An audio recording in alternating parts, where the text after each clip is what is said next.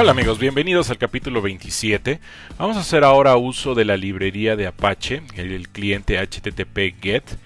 Esta librería nos va a simplificar mucho el proceso de sincronización con el servidor. Esto para no implementar todo el código por nuestra propia cuenta. La verdad es que nos va a ahorrar mucho trabajo el utilizar esta librería y ahorita van a ver qué tan sencillo va a ser el implementarla. Vamos a trabajar sobre nuestro paquete .NET que estábamos creando. Vamos a crear una clase nueva que se va a llamar HTTP GET Worker. Worker, ¿por qué? Porque es una clase que va a estar implementando un proceso alterno, así como un thread en programación de Java tradicional. Nada más que aquí vamos a utilizar una clase especial de Android que es AsyncTask, que lo que va a hacer es ejecutar procesos en segundo plano. Es la mejor forma de hacerlo dentro de lo que sería la plataforma de Android. Como ves, ahí recibe tres parámetros genéricos. El primero es un string que se refiere a los parámetros que van a recibir los métodos que utilicen este tipo genérico. Después el segundo parámetro genérico es void, que bueno, en realidad sería el tipo de dato que le correspondería al progreso. Si nosotros quisiéramos medir, por ejemplo, se han descargado uno de dos archivos, dos de tres archivos, etcétera, así con un número o algo un poquito más detallado, bueno, en lugar de ponerle void podríamos ponerle integer o float, dependiendo de lo que necesitemos. Y el último, que viene una T, es el tipo de dato genérico de la clase que ahorita estamos declarando en esta línea 17. Va a ser la clase que va a responder. Recuerda que el método get lo que va a hacer ahorita es conectarse a través de una URL y descargar los objetos que se encuentran en la base de datos. Esto a través de un documento JSON. Obviamente ya cuando tengamos ese documento JSON pues lo vamos a convertir. La gran ventaja de utilizar este tipo de dato genérico es que podemos utilizar cualquiera de nuestros Java Beans que habíamos creado. En realidad pues nada más tenemos uno, pero si quisiéramos agregar más, esta clase nos va a servir para todos.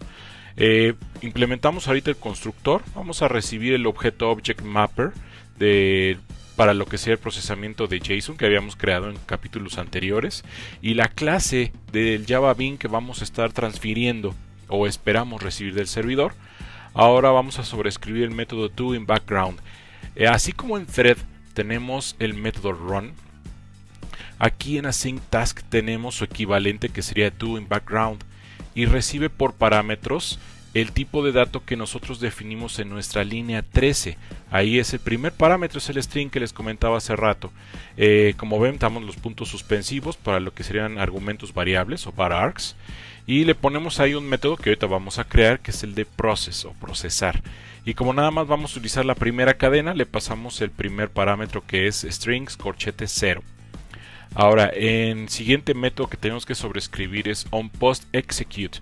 ¿Qué es lo que sucede aquí? Después de que se ejecute la tarea, ¿qué es lo que va a realizar nuestro HTTP client?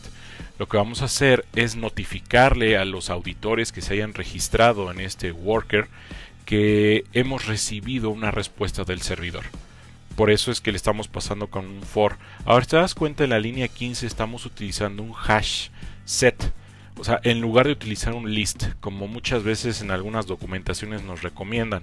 ¿Esto por qué? Porque así de esa manera recuerda que en set no se admiten duplicados.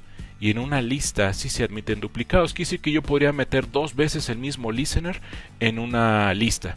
Pero en un set o en un conjunto, de acuerdo a la teoría matemática de conjuntos, pues no hay duplicados dentro de los conjuntos. Y por lo tanto, este set nos va a servir muy bien.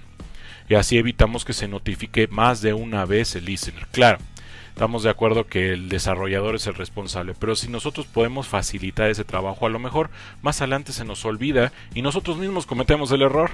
Entonces vamos a tratar de manejarlo todo lo más limpio posible, ¿no? Ahora estamos creando aquí en la línea 37 la instancia. Estamos utilizando lazy initialization o inicialización bajo demanda para nuestro objeto listeners, que es nuestro hash set. Si no ha sido creado o no hemos agregado ni un solo listener, quiere decir que no existe y por lo tanto inicializamos el objeto en la línea 37. Y por último en la 38 agregamos el listener que nos estén pasando. Ahora vamos a escribir aquí el método process que habíamos dejado pendiente hace ratito, y el método procesar lo que va a hacer es recibir la cadena o la URL a la cual se va a conectar. Vamos a declarar aquí una variable que se llame data o datos, que es el tipo de dato genérico T, y lo apuntamos a nulo. Recuerda que la T es el tipo genérico para cualquier clase de tipo Java Bean. Si manejas muy bien lo que son generics en Java, sabrás que bueno, en la T podríamos haber puesto T extends Java Bean para limitar únicamente para lo que serían los JSON beans que tenemos ahí, perdón, no Java Bean, JSON Bean que ya teníamos por acá en nuestro paquete entity.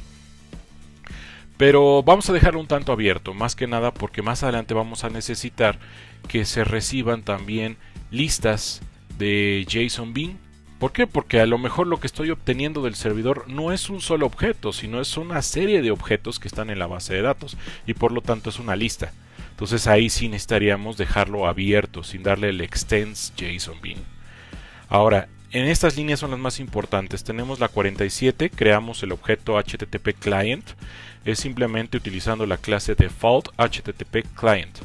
Ahora en la línea 48 estamos diciendo que vamos a utilizar el método get de HTTP a través de la URL que se está pasando por parámetros en el constructor. Y por último utilizamos el HTTP get, se nos revolvemos un poquito, el HTTP get para pasarle un encabezado que es el content type application diagonal JSON. De esta manera nos aseguramos que siempre toda la comunicación que vamos a tener con el servidor siempre sean documentos JSON. Ahora, dentro de este bloque try vamos a utilizar el HTTP response. Ya una vez que nosotros le decimos al cliente ejecuta el método get que te estoy pasando en esta línea 53, tráeme de respuesta el objeto que me mandó el servidor. Para hacer esto guardamos todo en un objeto que se llama HTTP response. Y en la línea 54 ahorita cambiamos el código, pues hay que corregirlo un poquito. Tenemos aquí un status line. ¿A qué se refiere el status line? Estamos obteniendo ese objeto a partir de la respuesta del servidor, así como también el status code o el código de respuesta o de estado después de haber comunicado a través del protocolo HTTP. Recuerda que el HTTP siempre nos va a mandar una respuesta y esta respuesta pues va a ser a través de los códigos. El código 200, que es el if que tenemos ahí, se refiere a que la comunicación fue exitosa. Si fue un 500 es un error del lado del servidor, y así tenemos otros más como el 300 y el 400 que bueno, pues después veremos más a fondo. Ahora, a través de la respuesta estamos trayendo la entidad que está asociada a esta respuesta. ¿Qué es la entidad? Pues básicamente todo el paquete de respuesta del servidor. Por eso tenemos ahí un HTTP entity.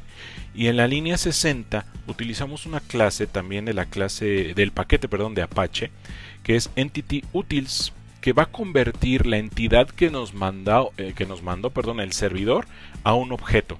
Pero este objeto quiero que me lo convierta a su vez a una cadena. ¿Por qué? Porque yo sé de entrada que si en mi línea 53 estoy pidiendo un documento JSON y la respuesta del servidor fue el 200, quiere decir que el servidor me mandó un documento JSON efectivamente.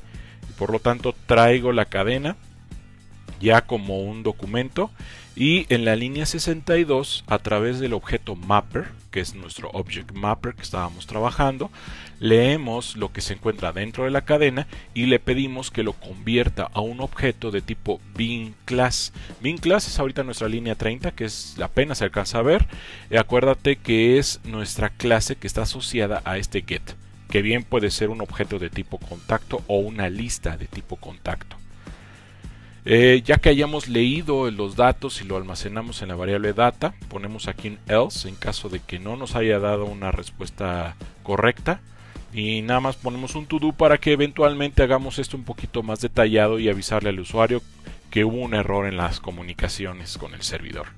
Asimismo hacemos el catch, cachamos en caso que haya habido una excepción con tipo EOException y mandamos nuestro objeto log para notificar de que bueno, al histórico o al registro de la aplicación el mensaje de error que nos dio el hecho de haber hecho una comunicación a través del servidor, que bien puede ser que haya estado apagada la antena o que a mitad de estar haciendo una sincronización se apagó la antena de Wi-Fi, una infinidad de cosas que pueden suceder, o se apagó el router que estamos utilizando para comunicarnos, ¿no? Vamos a terminar, simplemente vamos a darle un commit aquí a nuestro proyecto.